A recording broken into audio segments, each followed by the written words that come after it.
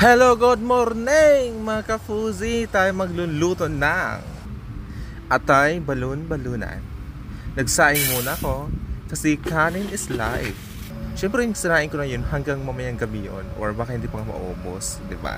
So ayan, nagisa muna ako ng mga kailangang gisahin yung mga panakot.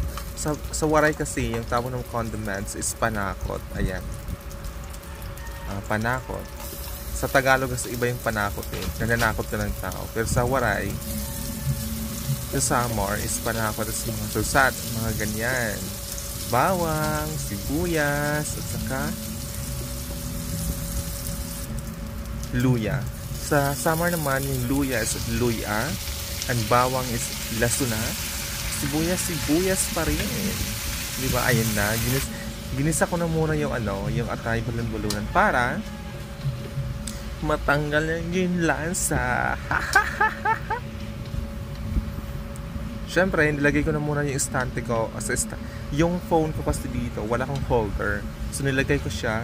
Kaya tingnan nyo, parang aerial shot yung dating. Kasi nga, yung aerial shot, naka-drone yarn. Ayun, nilagay siya ng pamintang medyo durog-durog. Nilagay ko yung phone sa taas ng estante dito kasi sa taas ng induction to meron kalagay na estante. Lagay ng condiments ko or ano pa, andun yung microwave eksena ko. Microwave nag-blunt ng mga gamit eksena. Naglagay ng tuyo dyan. Toyo. Ay, Diyos ko, ay! Suka. Aray! Pero kwento ko lang guys, Sam. Ito madagdag lang naman. Alam mo ba natin sa parang 3 months ago or 1 year na. Sa sobrang kalutang ko na sa work, ginawa ko pag sa PWD ako ng CR kasi malinis kasi yung CR doon. Tapos akala ko kasi naila ko na yung sa isip ko, naila ko na yung pintuan. Ay day, mga ka-Fuzi, tangina, nagkagulatan kami ng maintenance kasi ako nagpupupo na ako eh, panay ako cellphone kasi ganun ako pag nagpupupo mo na sa cellphone. Nagkagulatan kami ng maintenance kasi pag bukas na ng pintuan, ako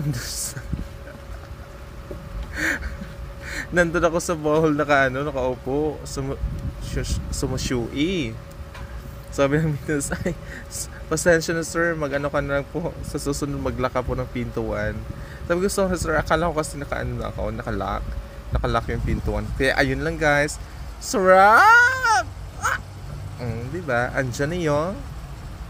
Serve na ang pagkain. Tara na kain. Salamat mga ka-Fuzi sa panonood.